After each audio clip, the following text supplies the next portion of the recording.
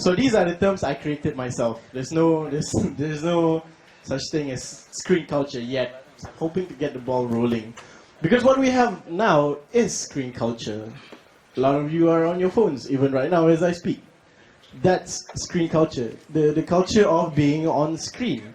TVs, the internet, whatever.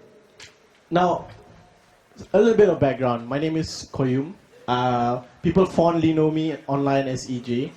I run EnglishJer. It's a social media initiative that encourages youth, young people of all backgrounds to not be intimidated by language, to not be intimidated by communication, and most of all, not to be intimidated by English. It can get really hard to get internet in those rural parts of Malaysia, but they do have it through a lot of initiatives from the government and also our awareness of, wanting to be online. That's one of the things that's pretty cool about Malaysia, I suppose. Now, another thing that we know about the internet is that a lot of the users are mobile. A lot of the users are on their phone. In Malaysia, statistically, there's 2 phones for every 1 person. 2 registered number for every 1 person. Don't you think that's insane? And that's the 2013 statistics. And aside from that, the telcos are very, very, very, very competitive when it comes to internet. Every day you will hear, or you top up this much and you get this extra gigabytes of internet. What does that mean for Malaysia? What does that mean? What is this boom? What is this insane growth of internet users? If you go back probably 10 years ago, the internet is just a place where you go, you have something to do, something very specific. You will go there and you go to that thing, whether it's looking for information, news. I personally went online back then to look for cheats for games. So that's what I used the internet for back then. But if you go now, if you look at it now, you don't go to the internet to look for things. You go to the internet and things look for you. Why? Social media. That is the defining technology of our time, I believe. Social media. Number one, it bridges so much gaps. The young and the poor, the busy and the not so busy, the learned and the not so learned. We all gather around social media. Facebook, Twitter, blogs. And in Malaysia, did you know that the 3 top sites in Malaysia are e-commerce, of course, shopping, banking, and social media. They all occupy the top list of stuff Malaysians like to go to. Social media. And here's the thing about social media. It's designed not for you to look for people, actually. It's funny, right? Social media, you think that, I'm going to social media so I can look for my friends, I can talk to them. Well, that's a part of it. But truly, social media is designed for things to look for you. Why? Advertisers, people who want to sell things, they're on social media. They will take up Facebook ads or Twitter ads or put their ads on successful blogs. They don't even need to be legit blogs. They need to be just popular. About three or 4 years ago, I was back in not such a great state in life. And I thought to myself, what are we using social media for right now? What is it populated by? Of course, you have the normal stuff. But the people in social media, who are they? Who are the prominent people on social media? Do you notice that people who are famous, like on TV or movies, are not necessarily famous on social media? We have created another niche of people in this world. And where I'm coming from is that, what are we using social media for? If you look at it again, most of it is gossip, of course. Spreading news, whether or not it be true or false. We spread news using social media. Where else? Where else do you have a space of your own to spread your ideas, your aspirations, your ideology? But social media, it's your own space. You have your own username, that's yours. Nobody can take that away from you. Except when you give your password to your ex-girlfriend, and please do not ever do that. It's a big mistake. But here's the thing. One day I was sitting around and I thought, social media is a cool place, but is this it? Is this it? Is social media it? Like, that's it. I go to social media, I laugh at things, and I go out, and that's life. And it wasn't working out for me. So one day, I thought to myself, has anyone ever tried to use social media as an education tool? At least in Malaysia? is there ever like, can I learn something from social media? Can I go to social media and expect to learn something? And I figured, hey, there's no one doing that. Why not me? So one day I started this English Je. English Je is a alliteration of a Malay word. Je means, it's a connotation that it's not that hard. It means English Je is English. Je is English. It's not that hard. Like, what's the big deal, right? It's only communication. It's only English. I wanted to tackle something that was very, very common to everyone in Malaysia. And unfortunately, the most common thing for everyone that has been reported in the news for quite a number of years now, is our youth English proficiency. How do I help these young people who are in social media? Majority of social media users are young people. And how do I help them using social media to get them to be unintimidated by language?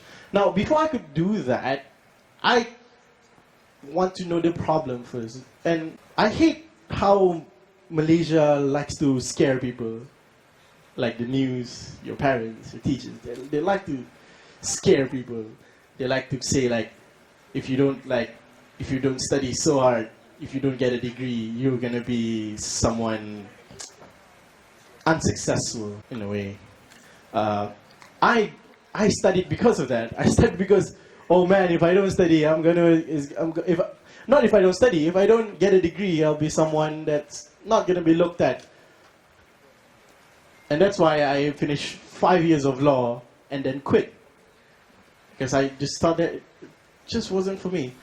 But studying law helped me to recognize the actual problems with Malaysians youth. There is an information gap. As in, some people in some areas get more information than some people in other areas. Maybe because of access, maybe because of appreciation. But there's a problem, and there's an education gap. Even if you have access for an information, but if you can't think about them, there is still going to be a problem. And lastly, we have, of course, a technological and an infrastructural gap, but that's for another time. Because I focus on these two things. How do I bring about social change through this problem of English proficiency through something that everyone seems to be taking for granted of? Social media. There's a lot of things that I'm frustrated or I feel weird about of the world. And the fact that we have never tapped into social media as a tool for social change, a tool for advancing our social causes, that is a weird thing. A lot of people think that, oh, because he's in social media, he tweets a lot, he uses Facebook a lot, and he's like no use for society. But what English just started was that you can actually be useful in social media. You can actually share. You can actually inspire people. You can actually be something of use to the society. Because you have to remember, this is the information age. What people see online is what people would believe. What people see online is what people would carry forward in their lives. It's what people talk about. It's what people laugh about. It's what people care about. Go back later, tweet or update your Facebook status with something useful, something you know, something you think is brilliant, something of a did you know anything. Because I find that a lot of the voices on social media are not the good ones. And where are these smart people? Where are you guys? Where are the people who can bring about change? Who are these inspirational people in real life? But when I ask, oh, I don't do social media. No, you should be on social media. Because you are the ones that people should be listening to. Alright? You can't just walk around and expect people to ask you about stuff. Like I said, things go to people now. And it doesn't matter if it's products or inspirational people. So that's how and why I started English here. Because I believe that brilliant people should be heard more. What I do with English Jurors is it's not that I run it alone. I take young minds, young brilliant minds. I have EnglishJur.com. It's where I put all the quizzes and articles and videos of English lessons. And I ask young people to contribute towards making that. So the young people would have better role models. I think that's one of the problems with young people now. All right, they say we're lazy, they say we're unperceptive, they say we don't care about the world. But who are we looking up to? Who are the young people that young people can look up to make a change in the world? And instead of like you scrambling your brain to look for, oh, I need a role model. No. You be that role model. You will affect someone in your life, whether it is your younger brother, your younger sister, your friend, maybe even the makcik that you buy your nasi lemak from. You will affect someone in your life. Why not be a good example for them? Now, English has grown to a 10,000 views a week website. We have over 100,000 followers on Twitter. And that's a lot, That's more than a lot of celebrities. That's more than some football clubs on Twitter. And not to brag, but we can start from zero. And I'm not making money from it. Of course, the culture is now, if you're famous on social media, it's easy for you to make money by selling products and putting your face here and there. And, but I'm not going to put this face anywhere. It has grown even offline. I've organized camps, I've organized workshops and talks.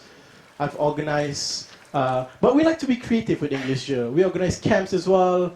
We organize quizzes, we organize contests, we organize exhibitions. We did a nationwide essay competition so that these youth will gather their thoughts into one big puddle or pot of melting ideas, and everyone can pick their favorites from it. More than just English proficiency, we have a problem talking to each other. I accept that some people have ideas. They might be far left, they might be far right, they might be far and center. The problem is we don't talk to each other. That's I think our main problem with the young people today. You see this group of people, because of social media, you see this young group of people, one-sided. They have a lot of followers, they have a lot of followings, people listen to them, but they stay there. They stay in the spectrum, the other end of the spectrum. And then there's one other side who's also loud, who's also full of ideas, who are also full of things that they want to talk about, but they stay here. You see, they don't converge. They don't have a midpoint. Okay? And that's why I try to bring about when I do my thing.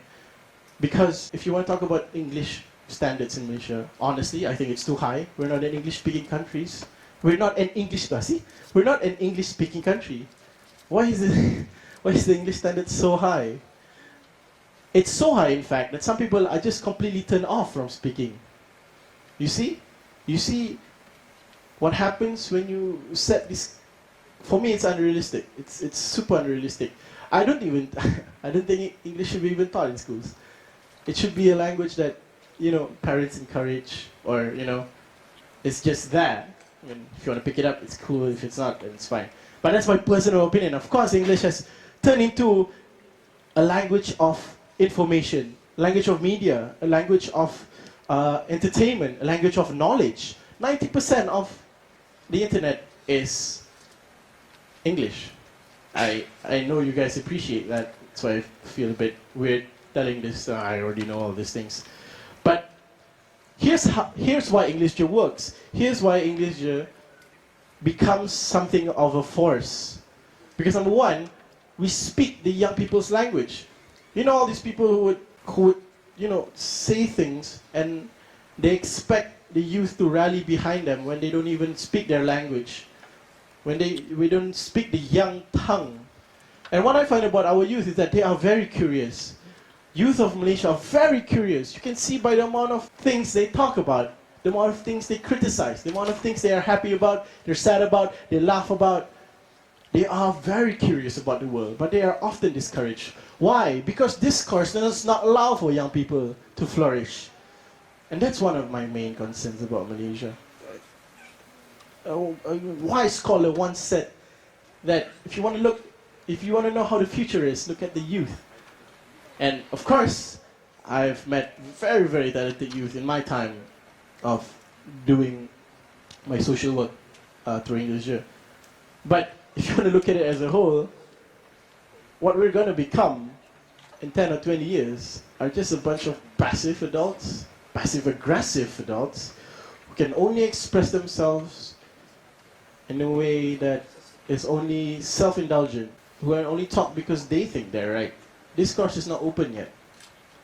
So before this happens, encourage young people to speak up, to talk, to teach.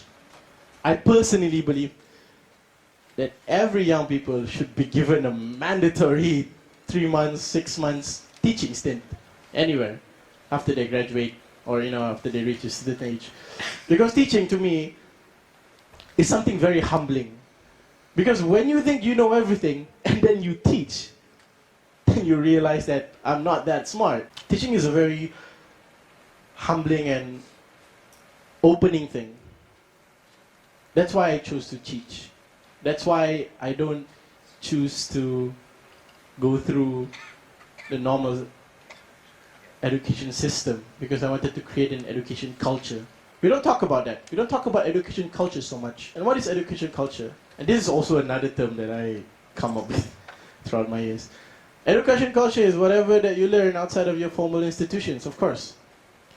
But what is our education culture? We know about our education system that can be a bit tiring, can be a bit daunting, can be a bit intimidating, can be a bit frustrating. Of course, you know that. It's been talked about for a long time. But what about our education culture? Do you know what education culture is? Education culture is how we influence people in general, in daily life. Like your parents, how your parents teach the children, or how the children will take knowledge from news or magazines or articles. How education is just perceived as a whole in the nation. That's education culture. What are we doing there? Because education culture is where we can contribute. Each of us can contribute to this niche section of the society. Because before people go to the education system, they are living in the education culture. And you must ask yourself whether or not your education culture allows people to flourish as they are. So I'll leave you with that, and I think my time is up. There's no time here. So can you say please?